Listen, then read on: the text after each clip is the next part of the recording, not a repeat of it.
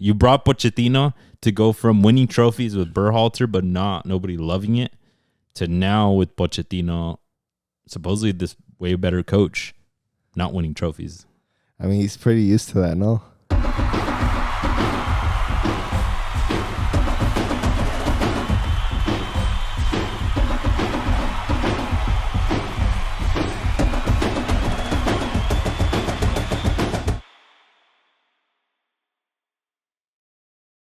¿Qué onda, mi Cesar? Nada más, aquí andamos. ¿Cómo andas, Omar? Chilling. I'm good. You got the Atlante jersey on. Yeah. I wanted to bring that.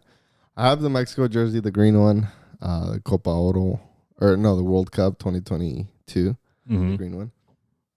But I was like, That's the V ones that I wore the other day. Sí, la que tienes ahí. Yeah, I wore it the other day to the watch party. I was like, no, mejor me pongo una de la Atlante que I haven't worn it in a while y throw it on, vámonos. I couldn't wear the Mexico one, man. I wore that shit like 3 times in 1 week for all of our content, for like last week's episode, for the bonus one that I did, and then for the watch party. Hey. No, hombre, ya apestaba, yo creo. Ya vas a aparecer, güey. Pero era de la suerte, ¿no? Because ganaron. We'll talk about it. But yeah, we had a watch party, folks, here at Running Schopenhauer. That's a good announcement. It was a lot of fun.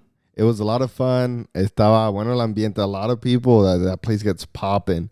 And shout out to the homies. The homeboy Ryan, my old housemate in college. Shout out to you. You don't like soccer, but shout out to you. Yeah, for setting it up for us. And then, Carlos showed up. Shout out to him. Carlos Keep. And then a bunch of random homies showed up. Showed up, said what's up. Había un guy de Pumas. Yeah, because there's going to be people that are drinking that are also Mexican or also like soccer. And that's what happened. I don't think they knew about the party full or about anything that we had going on, but llegó una parejita and then a bunch of other homies that just sat down and watched the game with us. Yeah, it was cool because, tú sabes, los Mexicanos, as soon as you're tipsy and there's a game going on, like, it becomes loud and lively. Yeah, it got popping. And then we met that one dude, Abel, el plumber guy that came through. So a homie, I doubt he's ever found our podcast quite yet, but he was a little turnt. Y le caímos bien. He kept wanting to stop by, but that's what it is about, right? Going out to the community, making new homies. A lot of them probably didn't even know who we are or what we're doing with this, but it was awesome to be out there and watch some footy with some people. Y ganó la selección. A huevo. So, cherry on top. Let's get into it, folks. Welcome back to episode 144. We probably should schedule something for 150. True. Algo. A guest? 5 episodes away. A guest? Imagine. Let us know, folks, in the comments below. Tag somebody on social media that you guys think we should get on here.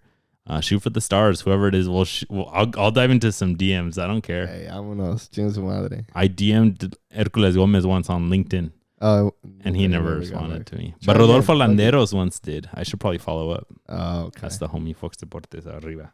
But we got a jam-packed agenda, folks. International break. A whole bunch to talk about. Nations League here. We'll probably start off with that. We had CONMEBOL qualifiers, más bien como que parecían boxeo, güey, todos. Estaba ríspido, tú sabes, no se pone allá in South America. It's always like that. It was fun to watch. UEFA Nations League quarterfinals out in Europe, and then we'll see if we got any other games that we can think of, and we'll bring it on home with that.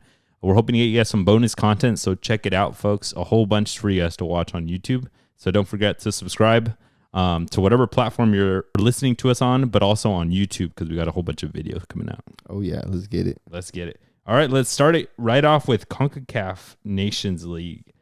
Mexico got a dub there. As we all know, they got the championship for the first time. It is not the U.S. Which was wild. That's bigger. Yeah, which was like, it's been 3 times already that the U.S. has won it. Y yo ni me había dado cuenta y a shiny new trophy. Dije, it looks clean. Yeah, I know we're like, as us, we never know I don't think any Mexico fans even knew what it looked like because you turn the TV off before they get it, right?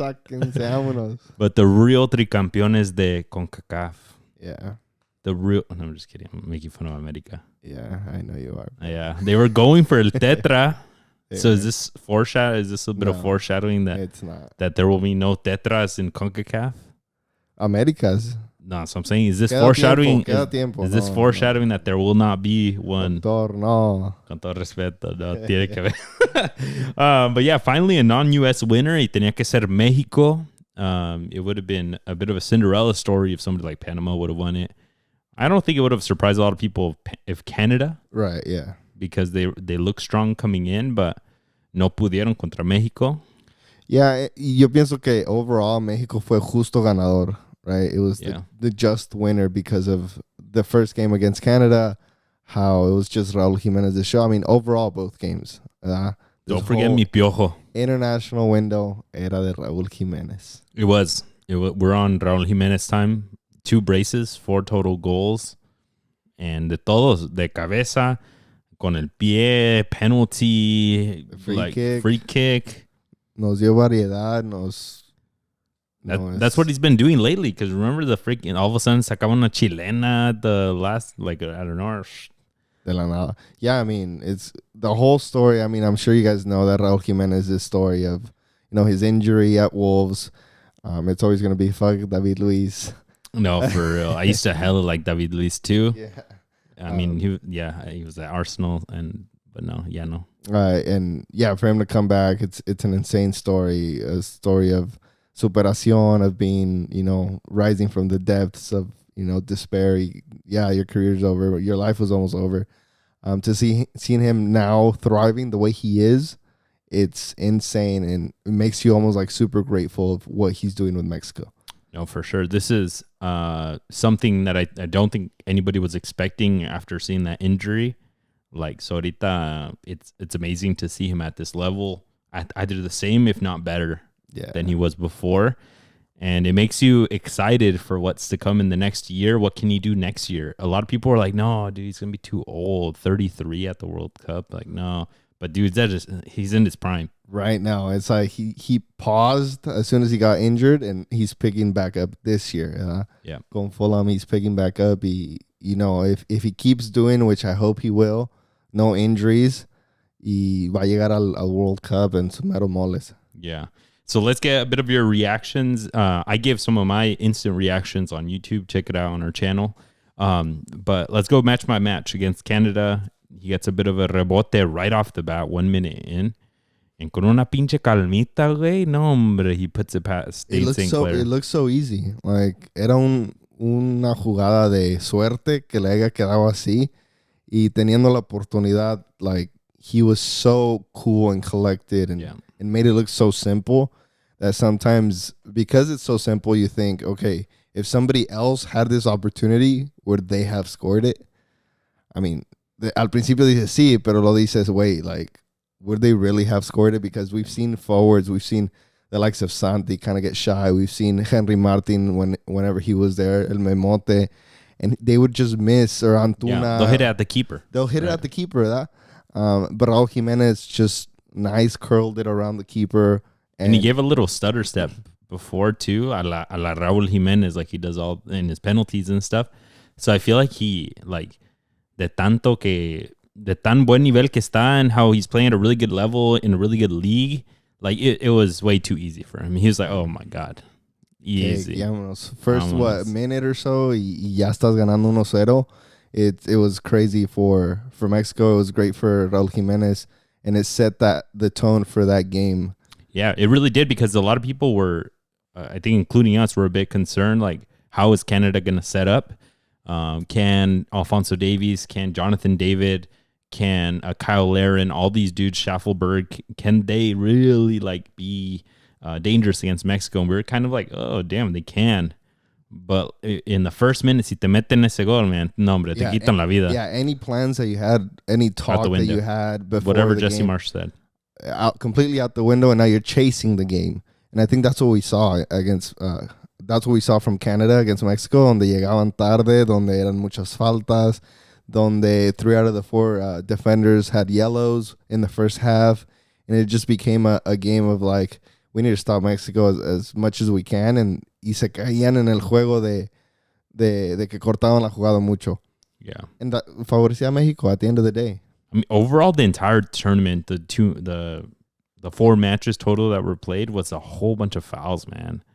Like, all of the games were, like, low-key kind of ugly, and aquí, no, hombre, me pegan foul. Ref stops I don't even know where the hell they train these refs, that they're like, stop here and until I blow, and it's going to be like 30 seconds. Like, kills the game completely, like every single match. But yeah, Jesse Marsh has to think on his toes at that point. I was expecting Canada to come back, but they did nothing. No, they didn't know how, I feel like Mexico was como se notaba más el estilo del Vasco Aguirre against Canada, because it was just like, even us watching the game, I was like, there's no way like Mexico gets scored on. Yeah, it doesn't feel like it's like before, where you're just like, we're not going to score. Bien pinche nervioso y ay güey, cuidado con Cesar Montes porque una de esas te trae, pero él y Johan, these games, they were solid. He didn't play the first one, but Edson was back there, right? I felt more comfortable with Edson than I did with Cesar Montes. Yeah, and then who was Lira at the center mid at the 6? So it just felt like they were coasting through that game. Yeah. You know, Canada was not like dangerous enough. Yeah, and I mean, like you mentioned, we got Eric Lira in the middle. He had a really solid game. I thought he might even have solidified himself in one of the last couple spots for the World Cup, just because El Vasco can put him anywhere. He can even play center back, right? He does that with Cruz Azul. And también con Edson, ¿verdad? It's like now you have both of these players who are really solid and they could be back up to each other, because at the end of the day, like, yes, Edson is in Europe, is in West Ham, and wears the captain's armband, but sometimes the difference isn't that great once you see a game of Eric Lira con la selección and an Edson game with la selección. So I feel like it's a really good tool for Vasco Aguirre to have both of them there. And like you said, these two games solidified Eric Lira. Yeah, he had a really great match. He had a like super solid run where like 80 minutes in, he ran and tracked down, like, I forgot who was, Jonathan David or Alfonso Davies. He lo tumbó, and I was like, damn.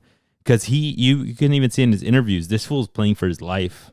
He wants to be on the selección, and como que no lo quieren ahí. Yeah. But he's like, I'm gonna be there. Yeah, he has to work 2 times harder, and he's doing it, and como que Vasco has no other option to bring him, because he's making his own luck. Yeah, and it's pretty badass. Shout out to him.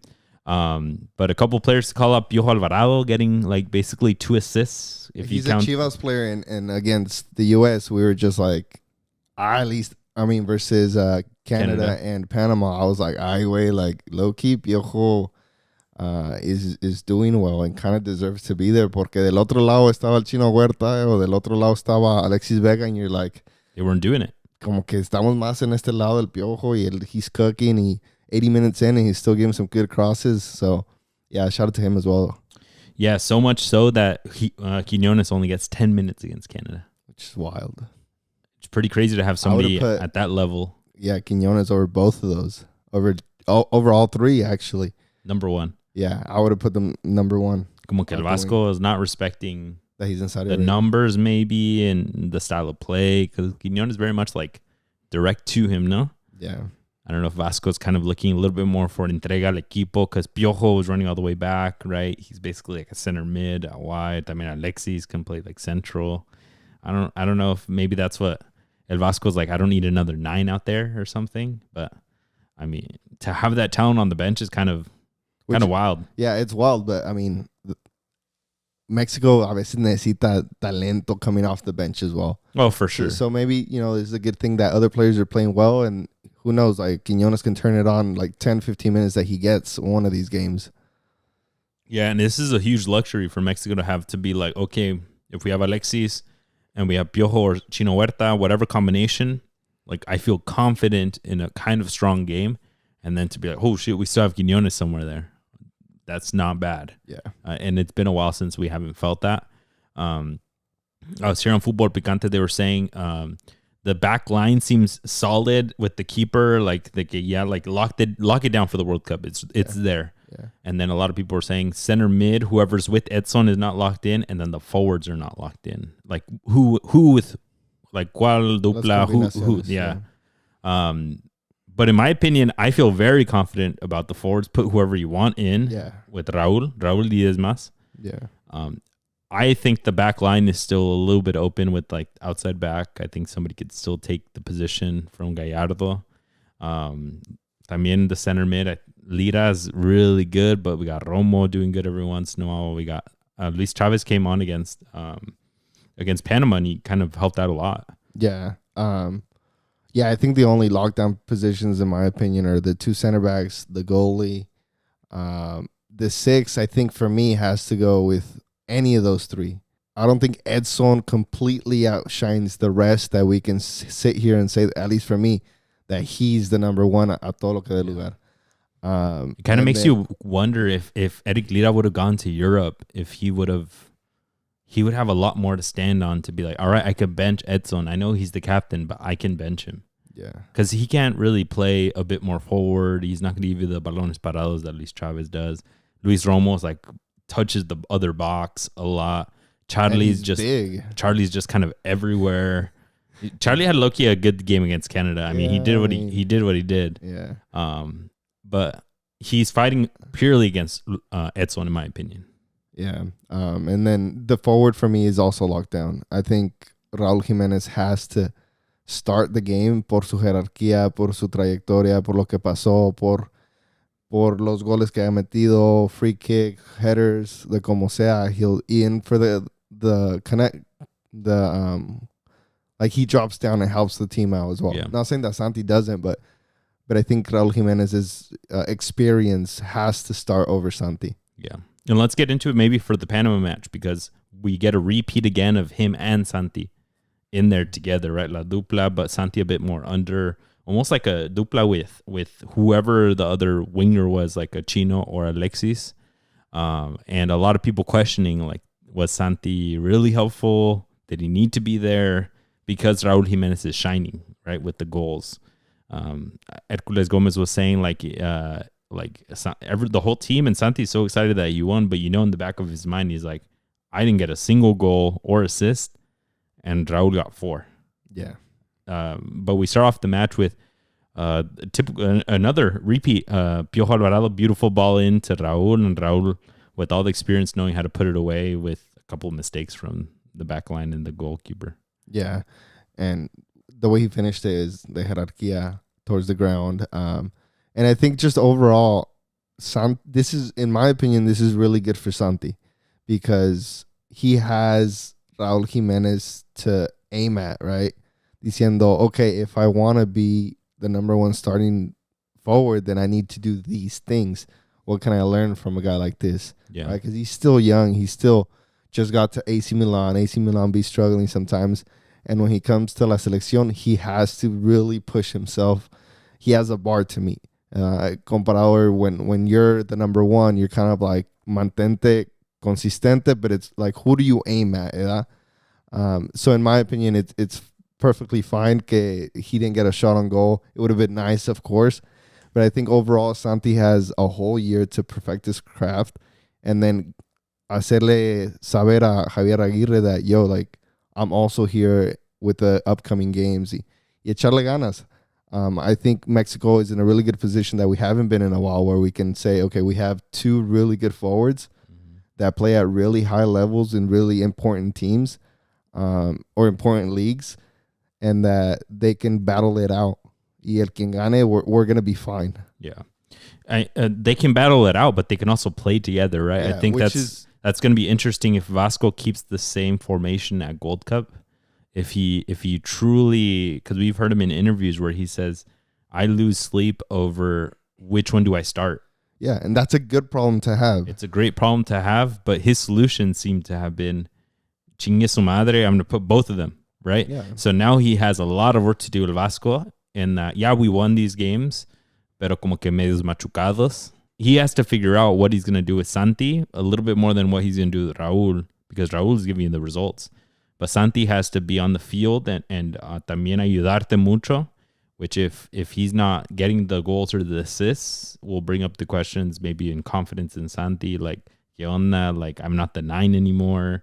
I can't really do it as a 10. Like, and we're not really equal. I'm behind him doing more work, right? Because Santi wasn't as high up the pitch as Raúl was. Right. He was running more. So that's where I don't really bag on Santi in this one, because I think they need to figure it out. If it's more of a 4-4-2 or like a 3-5-2 or something like that, they'll figure it out at Gold Cup, and that's their homework from now until the World Cup. If we need those 2 at the same time, how do we make it work so that we get 3 goals from Santi, 3 goals from Raúl at the World Cup, and that gets us to a 6th game. Yeah. I mean, overall, how do you feel having both? How did you feel having both?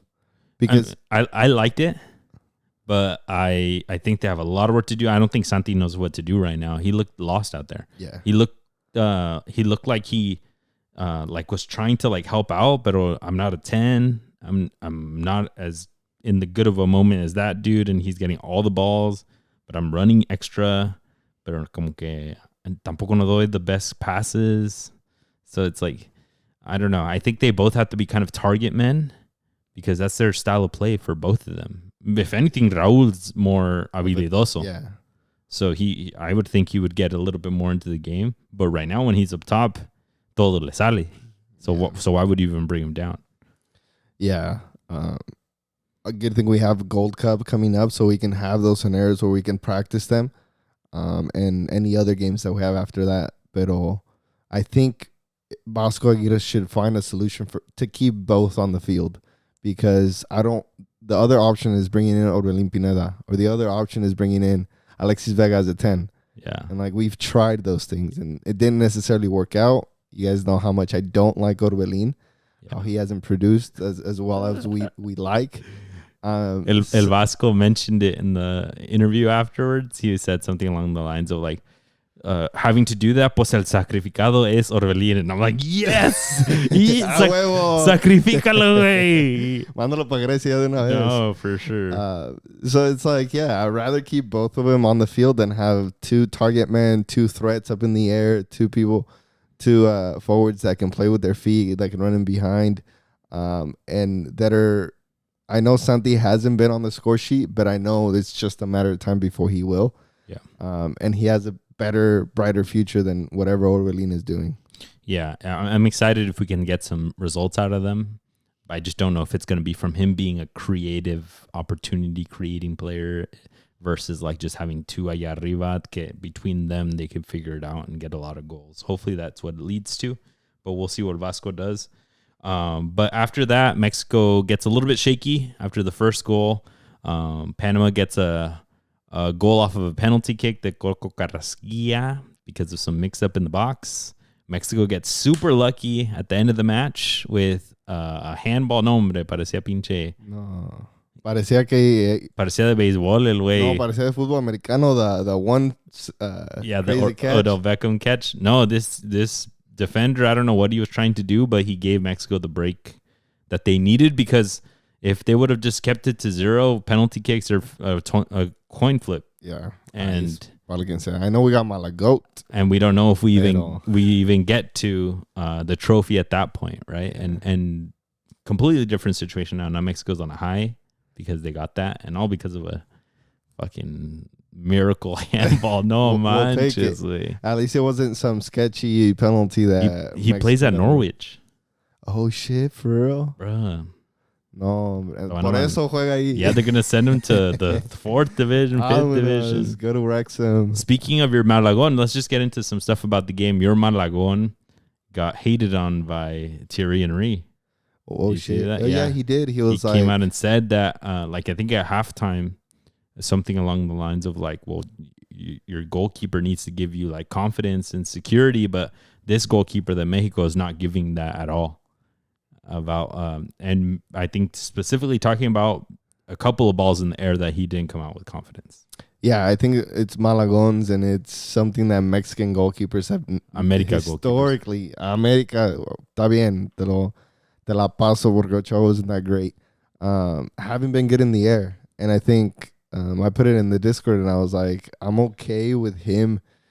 It's hard because if esos errores would have led to an opposition's goal, right, them scoring, and we would have ended up losing the championship, then I'm like, no manches, like Malagon, like you cost us the championship. His job might have been at risk. Right. But now that, I mean, we won, he had a couple good saves, que podemos decir. Now I'm like, okay, maybe he has this whole year to fix that, to fix him coming out in the air. I know a year may not be a long time because for goalies, it takes a while for you to get something, or it might just be quick, but usually you need time. So Malagón really needs to practice this. He's also 5'10". He's not or 5'11" or 6 feet, Short depending on what website you look at. So it's going to be hard for him to just naturally just be good at it, just because he's shorter. Yeah, short king struggling out here. Yeah, and Mexico needs to start producing better goalkeepers in general. Yeah, the interesting thing, I think one of the biggest things that Tala actually is good at is going up top because he's so freaking big. Yeah. But Malagón is just lights out under the post. Yeah. He gives you those incredible out of this world saves. But we did see it against Panama that the penal came off of one that he maybe should have got into, punched it out, done something, but he didn't even reach it.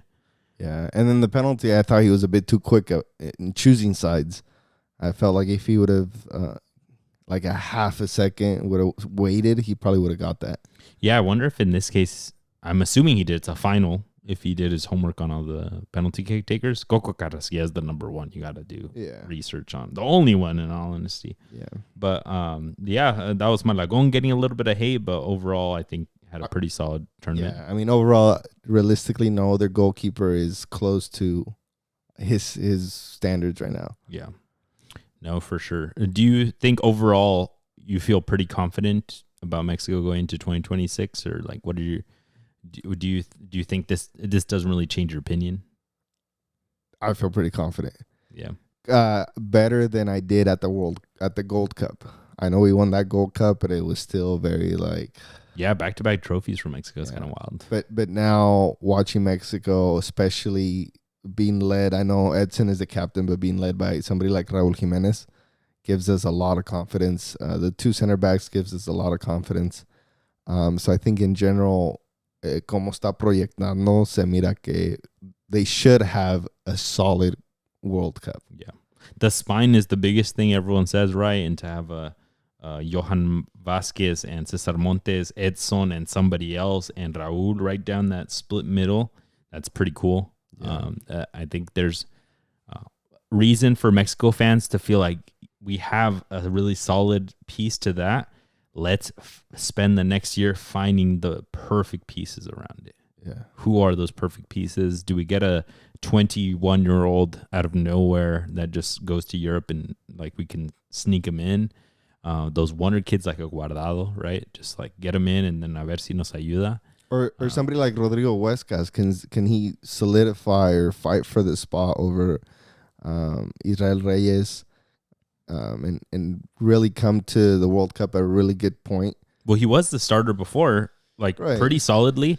I think they put Reyes in because they needed the physicality against Jonathan David, against Kyle Larin, and Huescas está chaparrón, right? And Reyes, el cantante, con todo respeto, he was out there working his ass off and even attacking, pero no se le ve when he attacks, no se le ve igual. Huescas is out there and he looks like prime Tecatito. Right. Yeah. Right, but Reyes does his job back here y pues a ver, de vez en cuando a ver, ay. Y si vamos para arriba está bueno, si no está bien. Acá estoy cantando yo. Yeah, unlikely heroes, him and Piojo Alvarado on that one side cooking. Yeah. I was like, what the fuck? Aventándose la madre. What's going on? 2 weeks ago. They look like fucking Robinho and fucking Ronaldinho on the side. Yeah. But I feel pretty confident about Mexico too. Let's get into some of the other teams. Just kind of quick fire. What do you think of the U.S.? They end up in 4th place. Insane. With Pochettino. Opinion. You brought Pochettino to go from winning trophies with Berhalter, but nobody loving it, to now with Pochettino, supposedly this way better coach, not winning trophies. I mean, he's pretty used to that, no? He's pretty used to it. No, for real. I mean, I said it when he got there. I was like, yo, Pochettino's on fraud watch. You did say that. But I think overall the players are just not performing. Yeah, we can blame Pochettino. We blame Berhalter when he was there, but the players seem to have a bigger drive than what they do now. I feel like now they might have been in the boat where we were back to back champions of that. And we have Pochettino. We're gonna win on talent only. We're suburb kids. What's up? We're suburb kids. So ahora ya les dieron un bajón de back to reality, and now they have to push back up. And I think the Gold Cup, they have to really try and go and win it. They have to win it, yeah. Porque si no vas a llegar a your own World Cup and you're going to be shaky on the legs y a ver cómo te va porque está duro la cosa. yeah, right now it looks like the team is imploding. It looks like como que tienen miedo to like achieve something, to get some success. Even the superstars are not coming out with confidence. I saw an interview with Pulisic where he was saying that like he can never be like seen like some of the like a Zidane and those Ronaldo, because he doesn't have that egotistical confidence. And I'm like, yeah, but that's what the best in the world have. Michael Jordan, if you ever tell him he's not the best in the world, te va a rayar la madre. Yeah. Right? So like they call you the freaking LeBron James of soccer. Like, vámonos a ver los huevitos pues. Like, yeah, put the team on your back. Somebody has to do it, right? And London Donovan was half the player that you are, but he's double the fucking baller. He's trae los huevitos acá, amarrados. Yeah. And he came out, London Donovan, and said that he is completely sick and tired of hearing that this is the most talented generation, and that he said something along the lines of like effort or something like that goes way further than any of that bullshit. Yeah, it's like when talent doesn't work hard, harder work beats talent. You know? For sure. Yeah. Imagínate what's his name? Alexi Lalas is saying right now. No, hombre, unas racial slurs yo creo de estar diciendo right now. ¿De dónde vino ese Tim Weah? He's like, hey, no. Como que tú no. Not my U.S. men's national team. What have we become? I know. But yeah, I mean, like Champions League, 2-3 weeks ago, I was like, yo, Tim Weah is fucking cooked. You know, Juventus y Weston McKennie son unos jugadorazos. Christian Pulisic. This U.S. team is like lights out of what Mexico is. That's how I was like 3 weeks ago. Like for the most part, I was like, yo, we're cooked because U.S. has like 10 players playing Champions League still o lo que sea, ¿verdad? And Mexico has like 2 or 1. So for now 0. Three weeks later, we're like, oh shit, like this Mexico team is kind of cooking, and the U.S. team, they're shit. Like you said, it's about moments. It's about the talent. It's about how you show up to that team. El Vasco Aguirre is doing a really good job of getting these guys and saying like, bro, I don't care like about the talent that you have, the name on the crest that you play for, whatever. You come here and you fucking work. Yeah. And it's kind of giving the vibes like the pre-Russia Mexico that like El Piojo Herrera had back then. Prior to that, the La Volpes, the Vascos back in the day, that was just like, bro, you can be from Atlante, and as long as you go out there and you give it your all, fight against Italy at the World Cup. I don't care. Like, yeah, and I told you on Saturday. Remember the moment, the video that goes viral where Javier Aguirre rolled up the sleeves and he goes like this. Yeah, he's all sweaty. Los sobacos todos sudados. It gives you that vibe. It gives. I hope he breaks it out again. I hope so too. It gives you an LA is burning high con los sobacos todos. But that's what it is. Mexico needs to be the underdog, which they have been, right? And El Vasco has got everybody believing with everything in the federation going to shit. La Bomba got fired already. Like, no matter what, you know what? Me and my homeboy Rafa Marquez, we're about to dig this freaking team from the grave back up, and we're gonna cook. And now everyone thinks we have a shot in a year, right? But not to win it, but the U.S. With all these superstars, and then they show up, and I honestly think a big piece to it is that they suck against the teams that are not Mexico. They se achican versus the equipos que no son tan grandes that are strong, and they just don't know how to overpower them and beat them. And it's crazy because it happens a lot in CONCACAF when they go and play El Salvador and they come out with a draw or something. When they went to go play Trinidad and Tobago, that tells you everything you need to know. I'm telling you, bro, les tiemblan las patitas against these certain teams. But then they play against Mexico. No, hombre, les salen los racial slurs, yo creo. Les dicen, tu madre. Yeah, like it's like they have to be the underdog, like you said. It's like they have to be against Mexico. That's why I mentioned on the bonus that I said is that like the espinita that we'll always have is like what would have happened to Mexico versus U.S. in this tournament. First time Pochettino's there, knows how to play against good team, against strong teams. Doesn't know how to play against CONCACAF, right? But we'll never know at this tournament. Maybe in Gold Cup, but Mexico, I think. Has a different mindset than the U.S. The U.S. has to be like, dude, we need to win it or else, bro, it's all going to go to shit by the World Cup and we're hosting it. Yeah. Are you kidding me? Yeah. We'll have to wait and see. It'll be what, like 2-3 months when the Gold Cup starts. Ya amarró Martinique, French Martinique. Cuidado con ellos. ¿Te amarraron para el World Cup? No, para el Gold Cup. Oh, para el Gold Cup. I was like, damn. Deja que US Que los agarre. No, que French Martini agarre US. Yeah, some dual nationals, man. They might cook. Let's quickly go through Canada. They struggled. No se veían tan buenos. Jesse Marsh has got some work to do. But I don't think anybody really sees it as bad or good. They got third place. Yeah. The terrible thing is there's a whole bunch of drama because they injured Alphonso Davies at some point in the Mexico match. Looks like he got hurt, maybe by himself because it's an ACL tear. Yeah. He goes, he rests on it, has some feelings to it, and then he gets told before the U.S. game that he's going to start again when he didn't think he would. And then 15 minutes in, he comes off as a sub.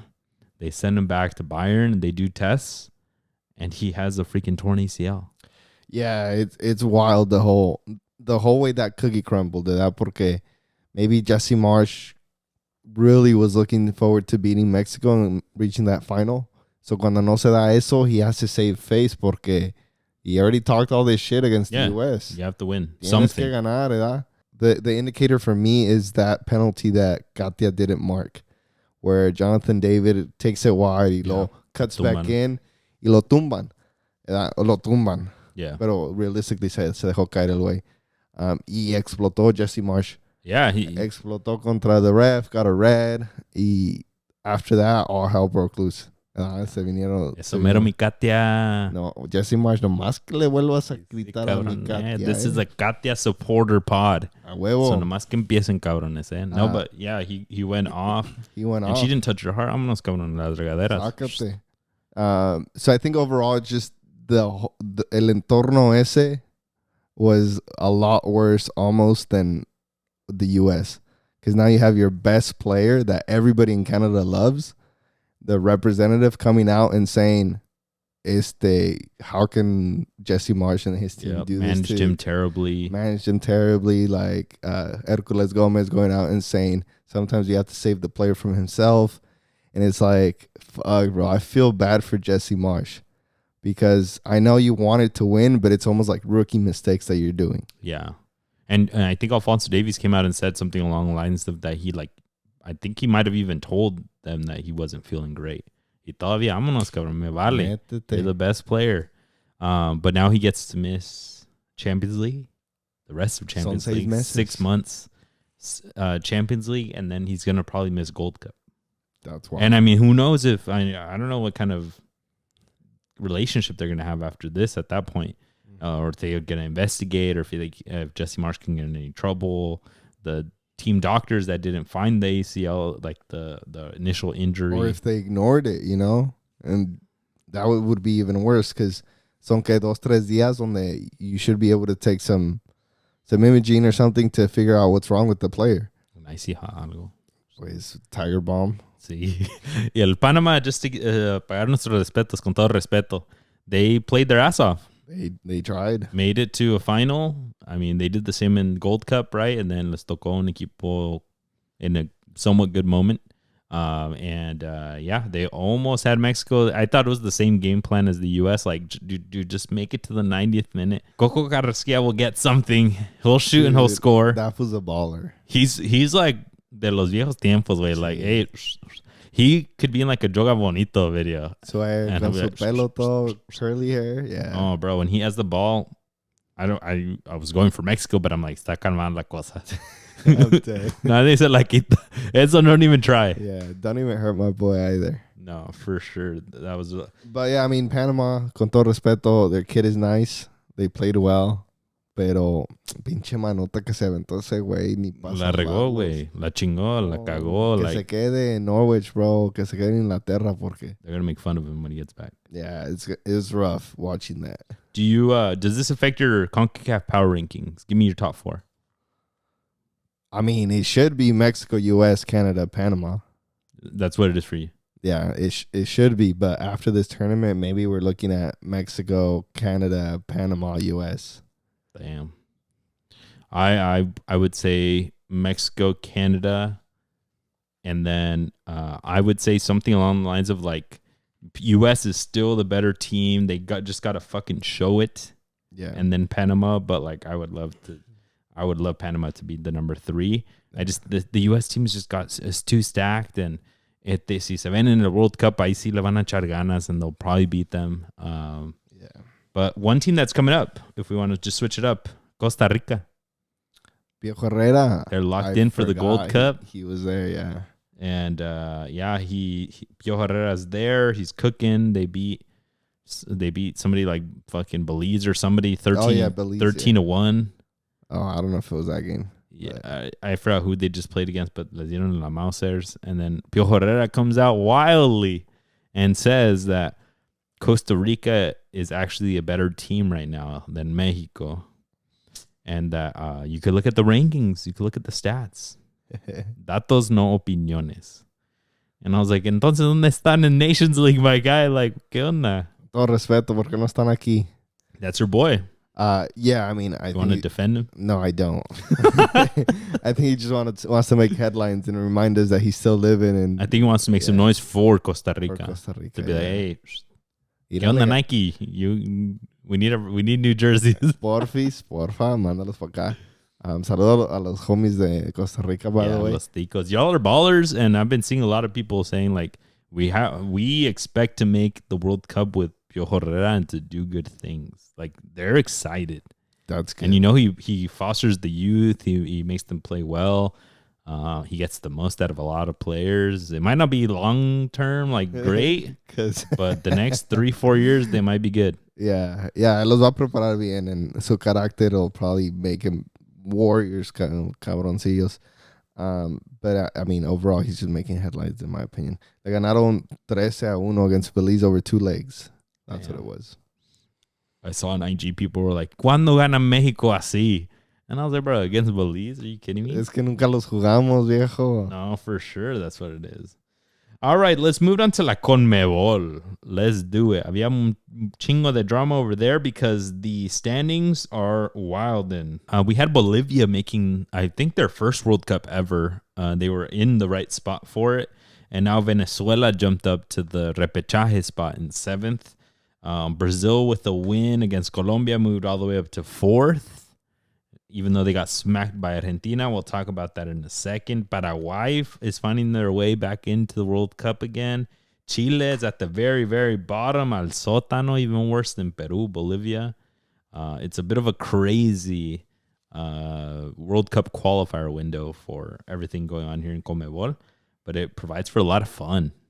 Yeah, and I think it doesn't matter who plays who.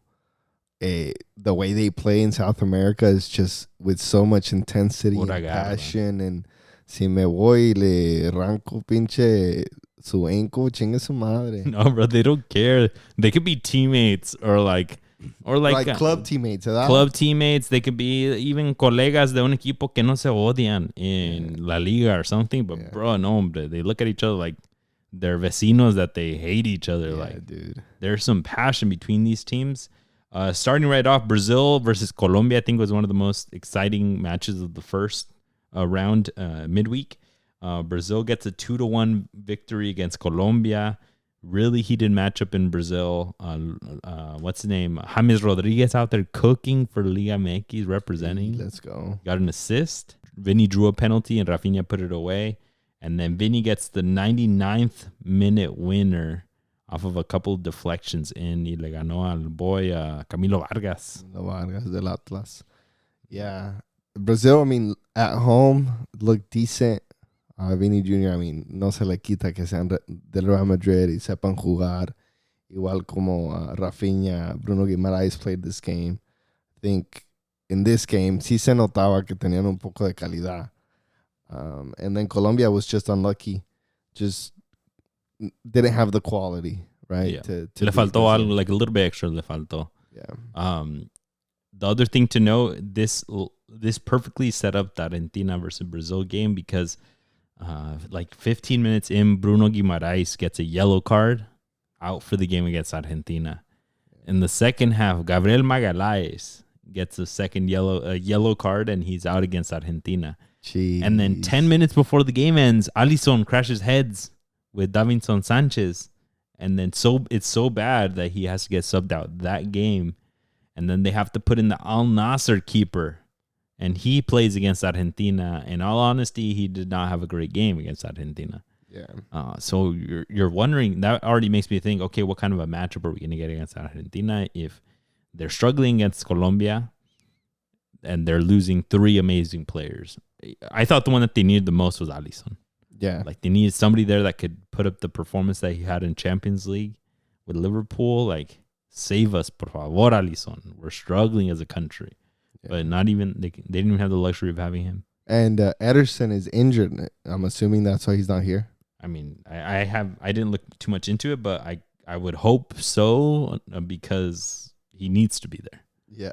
He would need to be there. But let's get right into it. They go against Argentina en el más monumental. All that smack talking.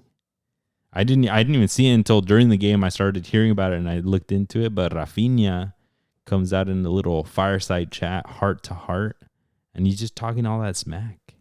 Le encanta talk that smack. But he's the one that can back it right now because he's the Balón de Oro candidate, number 1, el mero mero.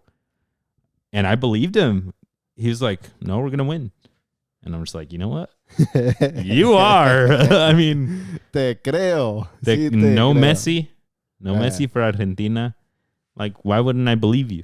Yeah. But I'm always the guy to let the talk on the field make the talk for you. ¿Para qué vas a ir anywhere, entrevista, lo que quieras, radio show, y start talking beforehand?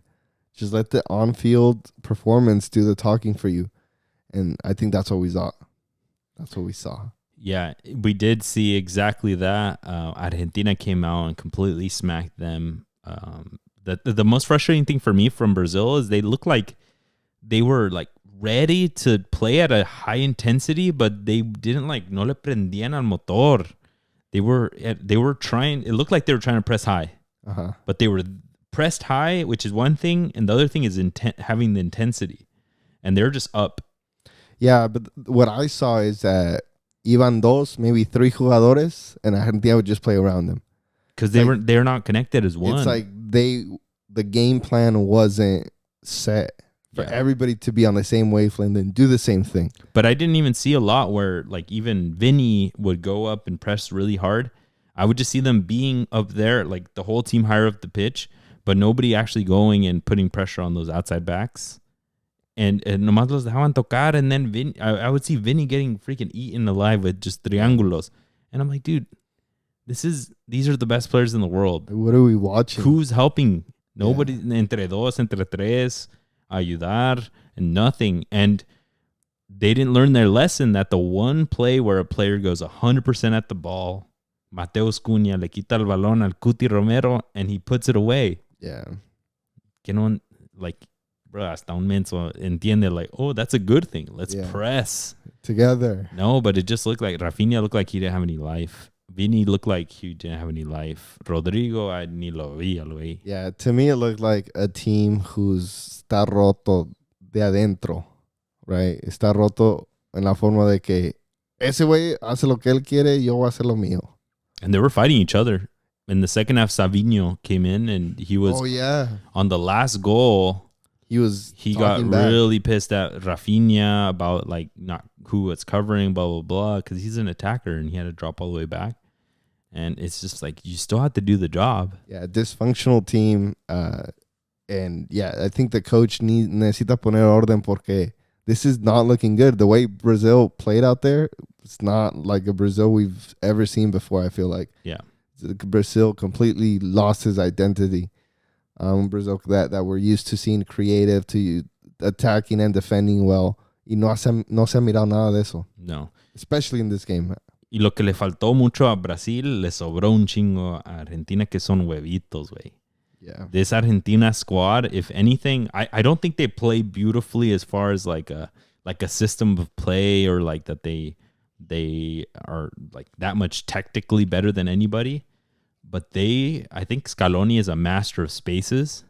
He knows where players need to be. They know where they need to be to just like get themselves out of pressure, get it into dangerous areas, and keep the ball there. Y si salen de ahí, güey, vámonos.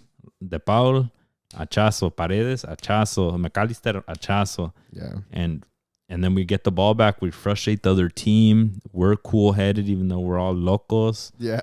And no, dude, these guys, they like are game managing so well. Y les está saliendo todo. The first goal de Julian Alvarez, no, hombre, en un freaking lucky-ass rebote le cayó. Vámonos, yeah. And I think something that really impressed me about this team as well is how crisp their passes are. Like the way they pass the ball to each other. It's like they have eyes behind their back, behind their head, and they know where everybody is, like you said. Y los pasesotes que se dan, you're just like, holy shit, like these guys have quality. Like, había en el de Julián Álvarez, and the second one, también igual. But for me, my favorite one was the fourth one. That was crazy. That goal was great. The run down the line, y un cruce que parecía que no iba a llegar nadie.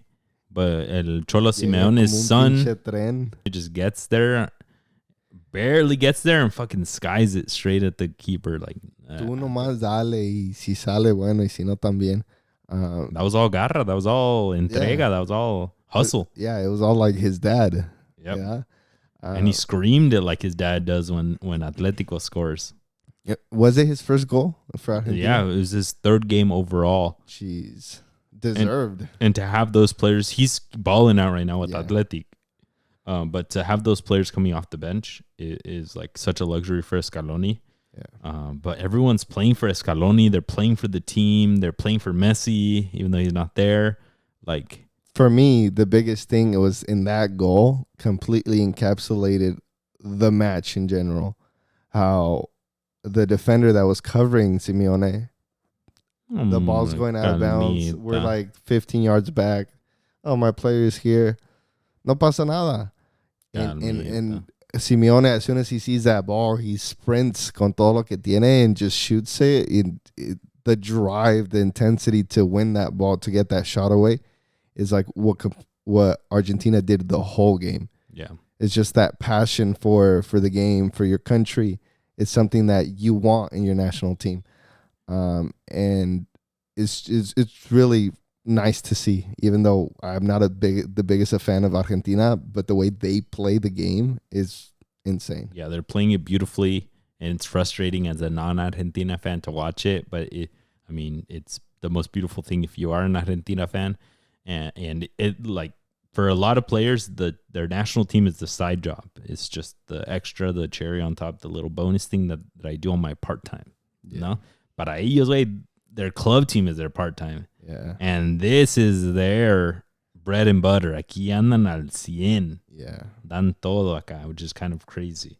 But yeah, let's get into a little bit about Brazil. Everyone's talking about how much they're struggling now after that. There's a rumor they might get rid of their coach, el ex de Flamengo. And the first coach that comes to mind, ¿quién tiene que ser? Jardine. Andre Jardine. How upset would you be if he left America? Se los presto after el torneo termine y nos deje con la cuarta. The next international window's in June, and the tournament will be over by then. Ahí sí, I'd be A-okay with him going to the Brazilian job. And him doing well. Imagine if he does well, how proud Club America would be of having... he's set up to do well. Yeah. He killed it for them at the youth levels, beat Mexico. The way he's treated el Club America, the dressing room, would be perfect for Brazil right now. And Brazil has a shortage of really good coaches, tactically brilliant coaches right now. The ones that they're putting in just seem to be killing it with the Brazilian squad that they're on. None of them are in Europe, but they're on the Brazilian squads and they win Libertadores, they win whatever. But every Brazilian team is winning every international cup. So I think they're getting a little bit watered down there. But Jardine showing it at the youth level for Brazil in a different country with America, creating basically a dynasty there. He hasn't been to Europe, but I think it's a good gamble with him. Yeah. Because that dude's a mastermind. He's got some good brain on him. And it would be a natural step for him. If he does well in the Brazilian national team, he did well in North America. I'm sure any European team would want to have somebody like him. So I think it could be a really good, and he gets to go to the World Cup. So if he does get called up, I would not be mad whatsoever if he left for the national team.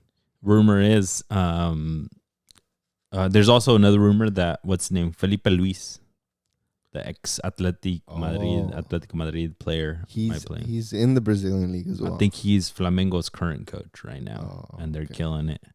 And pues así, the new coaches, no, que se creen muy tácticos and stuff. So, new blood, like Anselmi, young coaches. Nah, Jardine I would put Jardine over Felipe Luis. Con todo respeto. Con todo respeto. We'll see what happens after that. All right, folks, a whole bunch of things for Brazil to fix. Let's get on to UEFA Nations League. Let's go over a couple of the ones to call out here. France, Germany, Portugal, and Spain get to move on. Yep. All of them crazy tight. I think they all went to overtime, to extra time, except for Germany versus Italy. Yeah. But that one almost in the 98th Italy scored, and they needed one more. But a whole bunch of drama. Es lo que les pasa when your goalkeeper falls asleep and thinks. Bro, you're hating on Donnarumma. I just seen the way he acted on that play. So I seen when it happened early because it was all over social media. But then I watched the full highlights, and he makes an insane save. A really good header save.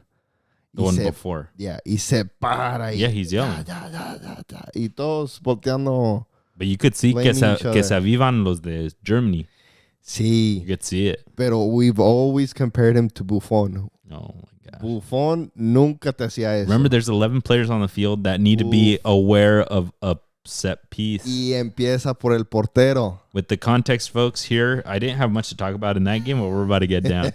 But Italy versus Germany, and Italy is trying to claw their way back from losing, and Germany gets a corner kick, and you said it was a really good save that he had, and he gets up pissed at his team, right? Hey, Giuseppe, ¿qué onda? Let's go, pick it up. Por favor. And he's yelling at everybody, and then you just see, I forgot who it was, Kimmich or somebody. Yeah, Kimmich se la pasa Musiala. He runs to the corner, and you could see he notices that Donnarumma's not ready, and that the team's not ready, and he sprints, puts the ball at la Trent Alexander-Arnold, kicks it in. Vámonos. Origi.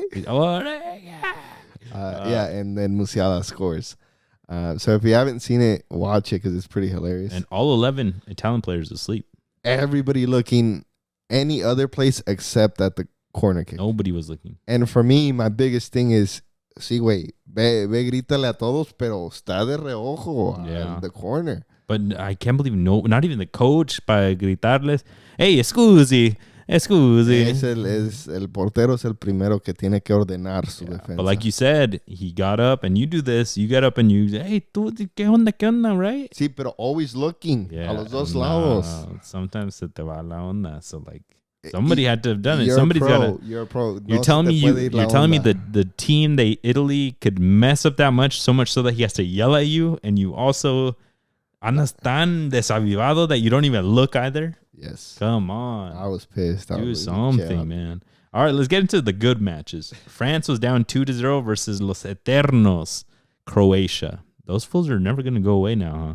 No, dude. Eternos, for real. We need a case study when Mexico beat Croatia, and they were supposedly Mexico has been a good team for a while, but when Mexico smacked them at the World Cup, and then de ahí para adelante crecieron un chingo. They got humbled. And Mexico... Y vámonos desde ahí. I think it ultimately was, they said, all right, let's start a process. And they fulfilled the process. And now it's still going. But embarrassing. And it should be studied at the same time as Gio dos Santos and Luka Modric. Looking at the brains of different players. That's what it is. Mexico and Croatia were at the same level at that World Cup. Mexico wins. Croatia has a wonder kid, Luka Modric. Mexico has a wonder kid, Gio dos Santos. One makes it completely world class. The other one, anda vendiendo condos in Cancun or some shit. Algo así. Overweight. That was my rant. But France comes back from losing 2-0. Dembele scores a late 80th minute winner or tying goal. And then penalties, they win it. Bonito el gol de Dembele. Yeah. And I think overall France is just too much quality. Croatia, tiene esa like stern like work ethic y defend y a todo lo que da. But I think overall just Modric se le están pasando los años y los años no pasan en vano. Pues no. Ya está el señor y tiene que venir otro porque I don't know how much longer they can have Modric on the field for 90 plus minutes. And I mean, they're working on it, right? I mean, they made semifinal of the last World Cup again, right? Yeah. They beat Brazil, yeah. También que no. Pero ya van a ser ya son 3 años. Con todo respeto, por favor. Sí, ya déjenlo descansar un rato. No, and I mean, they're making it to quarterfinals of Nations League in Europe. So, I mean, they're setting themselves up for another long run. Más que les tocó a good team here. Yeah. But yeah, France gets to move on there, save themselves from an embarrassment, in all honesty. For them, losing in quarterfinals would have been huge, in my opinion. The other crazy match, Spain versus Netherlands. Spain was up. It was 2-2 from the first match. And then in this match, we had a crazy 3-3. In extra time, Yamal gets a goal. And everyone's like, another game winner. Shao. The way he received that ball, he cut back, did the Ronaldo chop, and then blasted it inside like Messi. Pinche Yamal, for being 17 years old, tiene unos huevitos ese güey. No tiene miedo, nada. He doesn't care. Doesn't care. Nadie. Le vale. And then Xavi Simons gets a penalty at the very last minute, like 10 minutes left in extra time. And he takes his team to penalties, but ahí la Furia Roja comes through. Yeah, who was it? No, Pedri.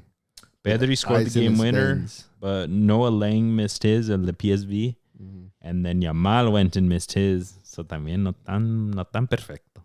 Está bien. He learning a lesson. Yeah, room to grow. And then Daniel Malin.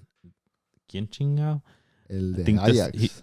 He's at, isn't he at Dortmund? No, he's at, he went to Dortmund, now he's at Aston Villa. He missed his. Villa, yeah. And then El Gran Pedri puts his away and gives La Furia Roja their pass. Damn. What a round. Yeah, I mean, I didn't watch much of the European one, but también tuvo bueno en los juegos ahí.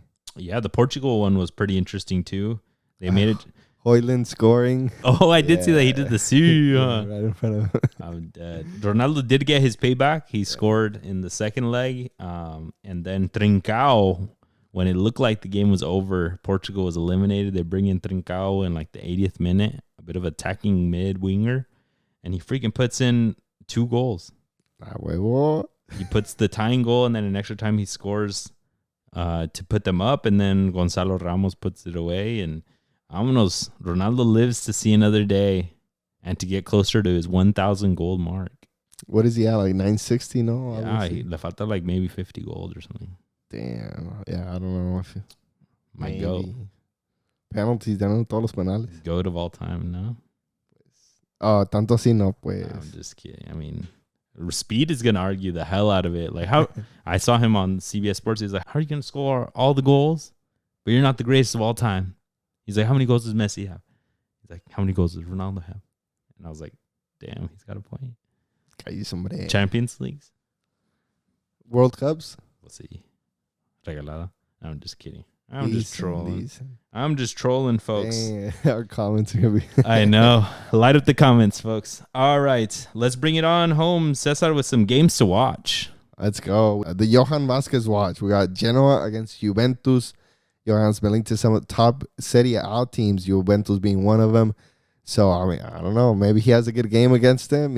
Over the summer, we get a transfer to Juventus or another top team. Let's go. I got the biggest day in my household every season. We got Cruz Azul versus Chivas this weekend. I'm going to bet a burrito with my dad. You know how it is. Shao en el Michoacano. A ver quién paga el tab.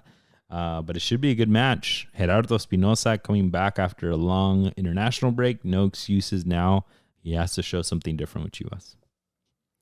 Keep it in Liga MX. We got Club America against Tigres. Jardine against Pizarro. Everybody coming back from the international window. So this should be a really good game from 2 tough teams. Gignac is going to be out. Torn Achilles. Sheesh. In the French Ligue 1, I got Monaco versus Nice. It's the 3 versus the 4 trying to squeeze their way into Champions League. This is going to be a good one between 2 top teams. And we're going to take it to the NWSL. We got Bay FC against Washington Spirit. Bay FC started well this season. They have a 1 tie and a win. So hopefully they keep the form and keep winning. Oh, we arriba mi Bay FC. I got one for next week before we see y'all again. Tuesday, April 1st, my 2 teams, the Mis Amores de aquí local, are A31 Monterey Bay FC versus mi farolito de mi corazón. El equipo que me da de comer. No, I eat so many freaking farolito burritos. I can't, even though my heart's with the A31, I'm going to cheer for the underdog. Farolito. It's the underdog, man. They don't even got like a freaking brand on the jersey. No, parecen plátanos out there and that's it. Nomás fue one fan to the Salt Lake City. He flew all the way in, huh? Yeah. Or like, I think he had a big old flag. He probably drove. A huevo. That's dedication. But I'm gonna see if maybe I can live stream it because it's like a free stream on. It's on YouTube, I think. Yeah. Yeah. So I'm hoping I can do a live stream and I'm just gonna be on cheering both teams on Tuesday. Oh, okay. In Monterey, right? Tuesday in Monterey, to my understanding. So está lejitos. I'm not gonna make it down. I mean, either way would be lejitos. Yeah. A ver qué. But yeah, I'll definitely tune in on the YouTube. Let's go. That's all that we got for you folks. Don't forget to subscribe to us wherever you're listening. Check out our latest content. We got a whole bunch coming. Look for another vlog hopefully pretty soon. Maybe we'll make it out to a game. Tailgate for sure locked in May 3rd. May 3rd, Cinco de Mayo tailgate at the Quakes game. At the Quakes, yeah. Let's get it. We'll talk to you guys soon. Peace.